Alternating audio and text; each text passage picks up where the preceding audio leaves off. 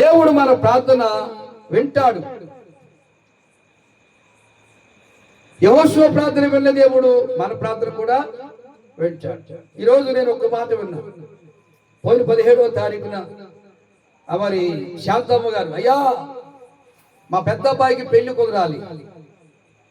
అంతకుముందు ఒక వారం వచ్చి చెప్పింది, మా పెద్ద అబ్బాయి పెళ్లి కుదరాలయ్యా, చిన్నోడికి పెళ్లి అయ్యింది, కూతురుకి పెళ్లి అయ్యింది, మా పెద్ద అబ్బాయి పెళ్లి కుదరాలయ్యా. మనం ఆ రోజు ప్రార్థన చేశాం. 17వ తారీఖున ప్రార్థన చేశాం. అంతకుముందు వారం ప్రార్థన చేశాం. ఈ రోజు వాళ్ళ ఇంటికి పప్పన్నాలకు వచ్చారట. చెప్పకూడదమ్మా? ప్రార్థన విన్నాడా లేదా? దేవుడు ఆలకించాడా లేదా ప్రార్థన? అది విశ్వాసం ఉండాలి. ఆ తల్లి 2 సార్లు చెప్పింది, అయ్యా మా పెద్దోడికి పెళ్లి కుదరాలి, ప్రార్థన చేయండి అయ్యా. మరొకసారి చెప్పింది, ప్రార్థన చేయండి అయ్యా. మన 17వ తారీఖు చెప్పింది, ప్రార్థన చేయండి అయ్యా. విశ్వాసంతో ప్రార్థన చేశాం. ఈ రోజు ఏంటంటే వాళ్ళు పప్పన్నాలకు వచ్చారని చెప్తున్నారు. అంటే పప్పన్నాలకు వచ్చారంటే పెళ్లి కుదిరినట్ట కుదరనట్ట, నట్ట పొట్ట నట్టే. ప్రార్థన సమకూరుస్తారు. ప్రార్థన సమకూరు. యెహోషువ ప్రార్థన చేశాడు. ఈ శాపం ఎందుకు వచ్చింది? ఈ కీడు ఎందుకు వచ్చింది? ప్రార్థన చేసి దేవుడు మాట్లాడాడు. ఇశ్రాయేలీయులు పాపం చేశారు. ఏంటో పాపం? తేవద్దను తెచ్చుకున్నారు, ఆ బంగారపు కమ్మి తెచ్చుకున్నారు, సీనారు వస్త్రం తెచ్చుకున్నారు, వెండి తెచ్చుకున్నారు, ఇంట్లో దాచేశారు, గుడారులు దాచేశారు. అందుకు ఏమొచ్చింది? కీడు. మరి మన గుడారులు ఏం దాస్తున్నాం? మన ఇంట్లో ఏం దాస్తున్నాం? ఒకసారి ఆలోచన చేయండి. ఈ రాత్రి పరిశుద్ధాత్మ దేవుడు చెప్తున్నాడు, నువ్వు ఎలా ఉంటావో తీర్మానం చేసుకో. అందుకే ఈ కుటుంబ కృపాక్షేమాల ప్రార్థన. ఎందుకంటే మన ఇంటికి ఎందుకు ఆశీర్వాదం రావట్లేదో దాన్ని బయలుపరుస్తాడు. మన ఒంటికి ఆశీర్వాదం ఎందుకు రావట్లేదో దాన్ని తెలియజేస్తాడు. వాక్యం ద్వారా దేవుడు మాట్లాడతాడు. రాహాబు వేశ్య ఇంటికి ఆశీర్వాదం వచ్చింది, కారణం సేవకులు చెప్పినట్టు చేసింది. దాని ఇంటి వాళ్ళందరూ కూడా పిలుచుకుంది. నేను అదే చెప్తాను, ఇంటి వాళ్ళందరూ పిలవండి, మీ బంధువులు పిలవండి. పొద్దున్న కూడా చెప్పా పద్మ గారికి, మీ కాలనీ ఎందుకు పిలవట్లేదు నువ్వు అని చెప్పా. పిలవాలి. కీడు వచ్చాక నెత్తునూరు బాదుకుంటే ఏమి తిరిగి వస్తుంది? రొమ్ము కొట్టుకుని తిరిగి వస్తుందా? ఆ కీడు రాకముందే ఏమన్నా నాకే పెట్టింది అనుకోకుండా, మా ప్రార్థనకు రామ్మా, ఇగో విడిచిపెట్టరా. కొంతమందికి చెప్పినా కానీ రారు, ఇలాగే చూస్తారు. ఏంటో మేకలాగా. గొర్రెపోతు వేరు, మేకపోతు వేరు. ఈ మేకపోతుల స్వభావాలు ఉంటాయి కొంతమందికి. గొర్రె స్వభావం ఉండదు. తల ఉంచుకుని ప్రార్థన కొద్దామని ఉండదు. మమ్మల్ని పిలవలేదు ఏమండి. కొంతమంది పిలిచినా రారు. నువ్వు బామ్మా, నీకే పనే పాట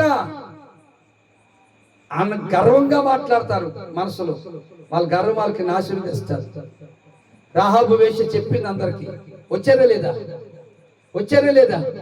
వచ్చారు కనుకనే వాళ్ళందరూ సజీవులుగా ఉన్నారు. మరి మీరు రాకపోతే సచినులతో సమానమే.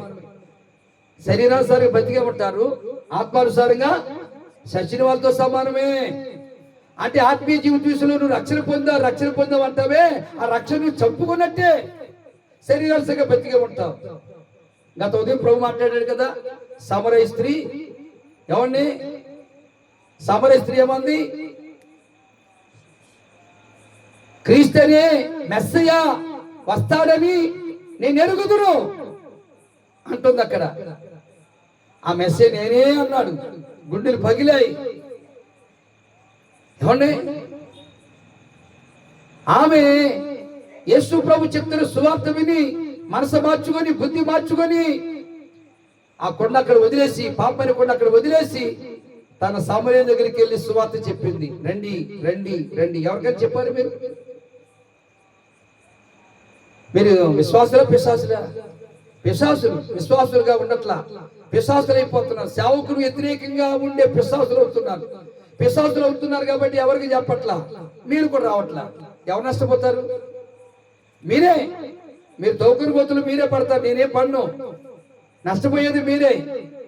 రక్షణ పొందిన మీరు, బాప్తిజం పొందిన మీరు, ప్రార్థన రాకుండా ఉంటే నష్టపోయేది మీరే. సమరయ స్త్రీ చెప్పింది. వచ్చారా లేదా? వచ్చారు లేదా?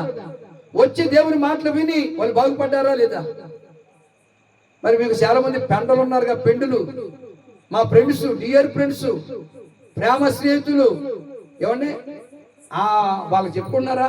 మీ బంధువులు కానీ మీ కులస్తులు కానీ, అమ్మాయి మీ బాధలు ఉన్నాయి రండి, ఈరోజు ప్రార్థన ఉంది వెళ్దాం, ఎవరికైనా చెప్పారా? సమరయ స్త్రీ వెళ్ళి అందరికీ చెప్పింది. వీళ్ళు మా సంఘస్థులు కదా అనుకుందా?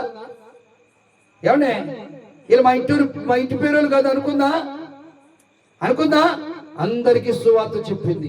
రెండమ్మా రెండమ్మా రెండమ్మా అని చెప్పింది. సిగ్గు విడిచి చెప్పింది, సిగ్గు లేకుండా చెప్పింది కాబట్టి వాళ్ళు కూడా వచ్చారు కాబట్టి వాళ్ళు ఏమయ్యారు?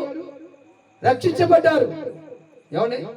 ఎవరైతే ప్రార్థనకు వస్తారో వారు రక్షించబడతారు.